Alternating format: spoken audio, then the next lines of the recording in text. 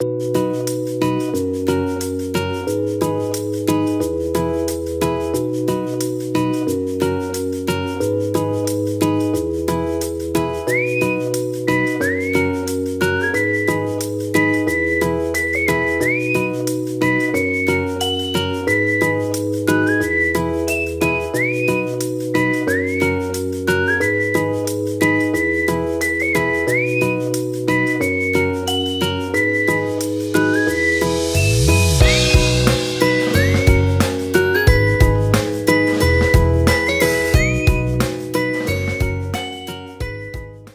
dear learners, I am Shahida. ഇന്ന് നമ്മളിവിടെ discuss ചെയ്യുന്നത് BA ഹിന്ദി ഫസ്റ്റ് സെമിസ്റ്ററിലെ ഹിന്ദി സാഹിത്യ का इतिहास आदिकाल से रीतिकाल तक എന്ന ലേണിംഗ് മെറ്റീരിയലിലെ 5ാമത്തെ ബ്ലോക്കിലെ 4ാമത്തെ യൂണിറ്റ് ആണ്. ഇതിൽ രീതികാലത്തെ കുറിച്ചാണ് ഡിസ്കസ് ചെയ്യുന്നത്. നമുക്കറിയാം ഈ ടോപ്പിക്കിൽ ഈ യൂണിറ്റിൽ നമ്മൾ പറയുന്നത് രീതികാൽ के प्रमुख कवियों एवं രചനാओं का परिचय. രീതികാലത്തിലെ പ്രമുഖമായ കവികളെ കുറിച്ചും അവരുടെ രചനകളെ കുറിച്ചുമാണ് നമ്മൾ ഈ യൂണിറ്റിൽ ഡിസ്കസ് ചെയ്യാൻ പോകുന്നത്. रीतिकाल के प्रमुख कवियों और रचनाकारों के बारे में जानकारी प्राप्त करता है.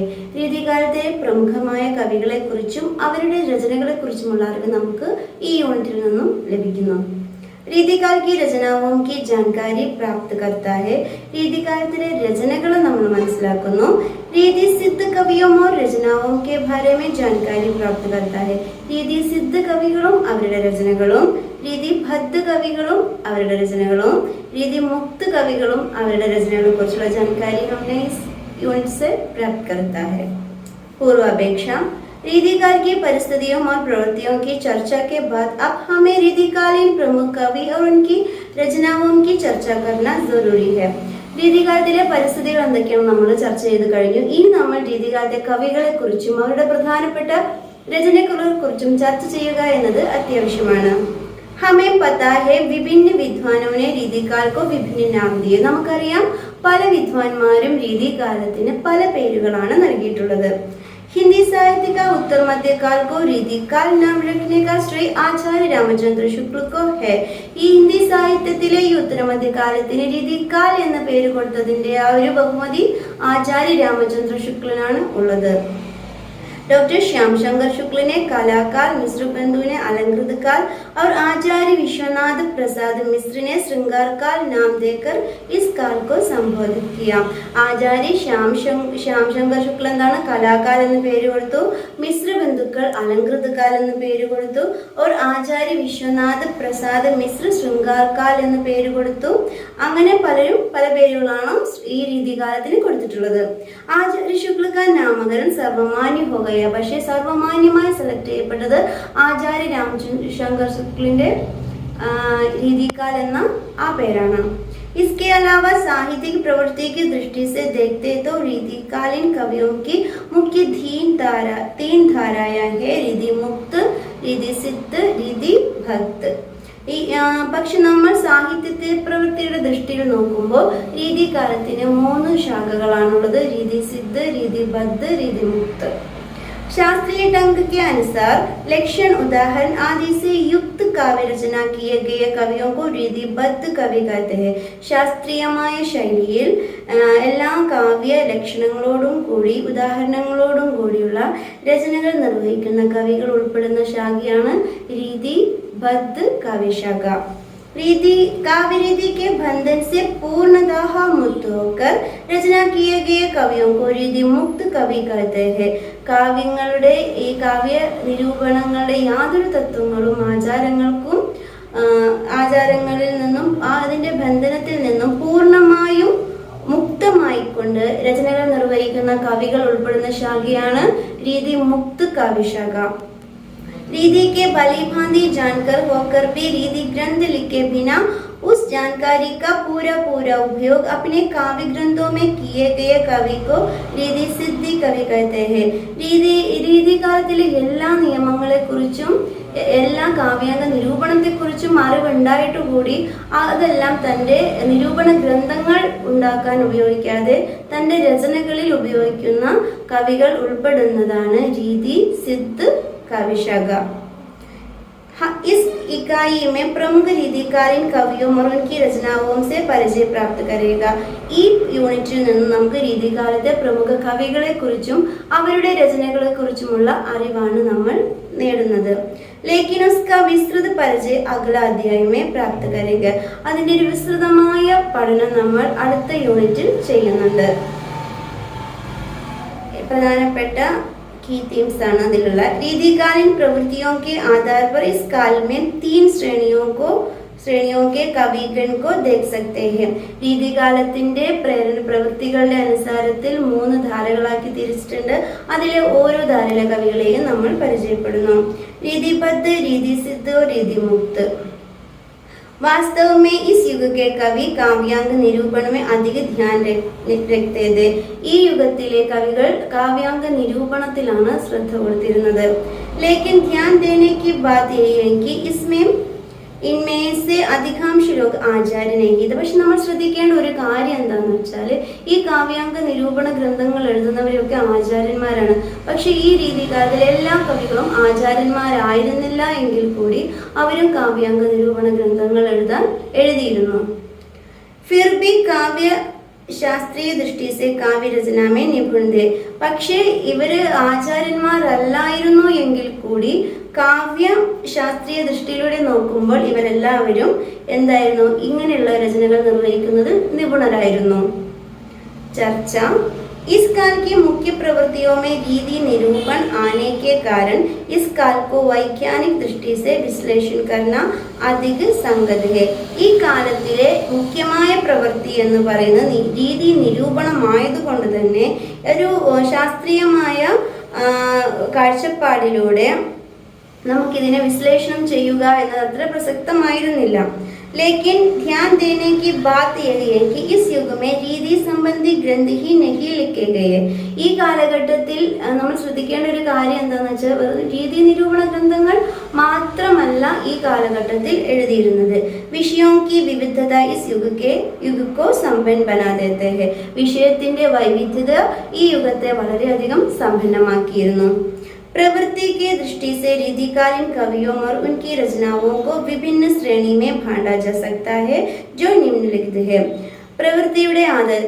പ്രവൃത്തികളുടെ പ്രേരണയുടെ ആധാരത്തിൽ രീതികാലത്തിന്റെ കവികളെ പല ശ്രേണികളായിട്ട് തിരിച്ചിട്ടുണ്ട്. അത് ഏതൊക്കെയാണെന്ന് നമുക്ക് നോക്കാം.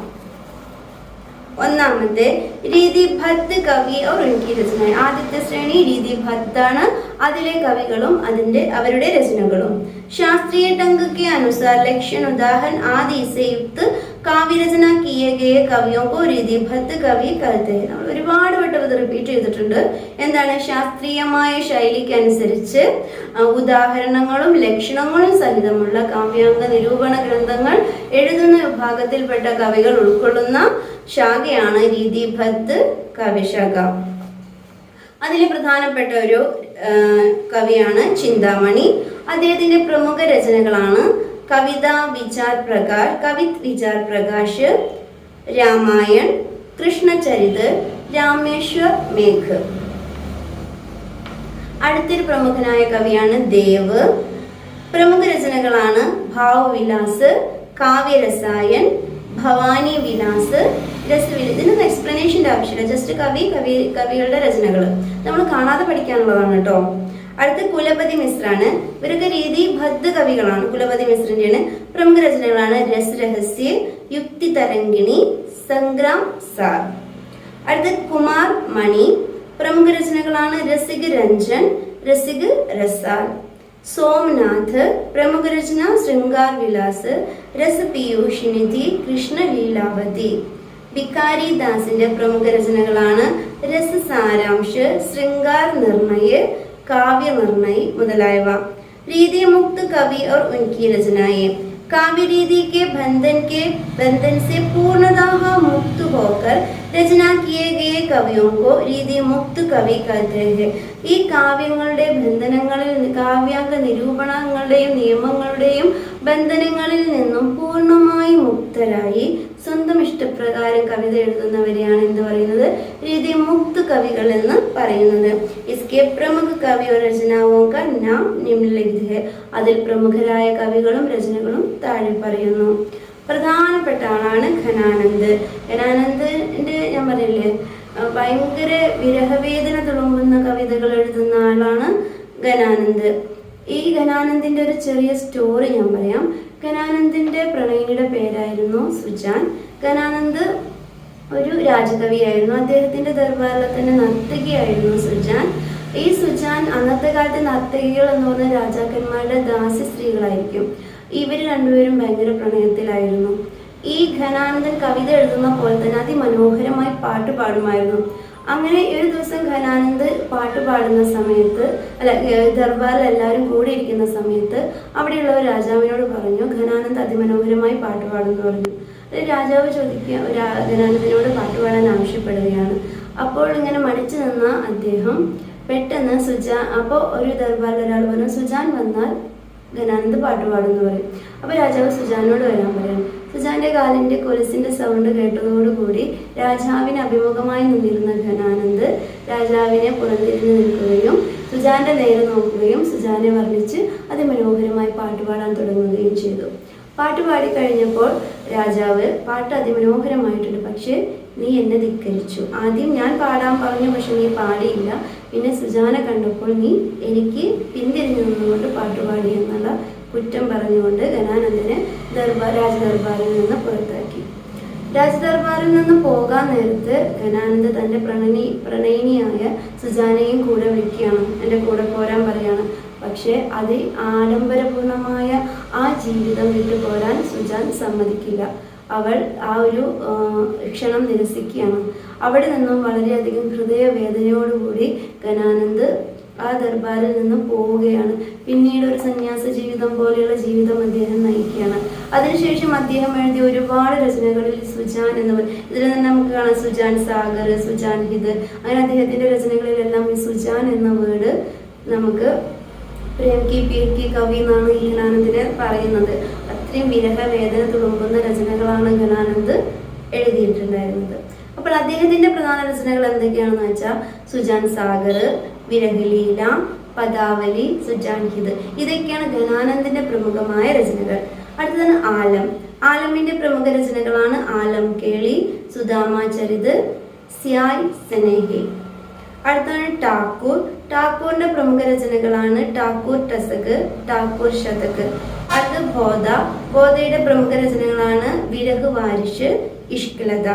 ഇതൊക്കെയാണ് രീതി മുക്ത് കവികളുടെ പ്രധാനപ്പെട്ട രചനകൾ. അടുത്തത് രീതി സിദ്ധ कवि और उनकी रचनाएं। रीति के भली भांति जानकर होकर भी रीति ग्रंथ लिखे बिना उस जानकारी का पूरा उपयोग अपने काव्य ग्रंथों में किए गए कवि को रीति सिद्ध कवि करते हैं.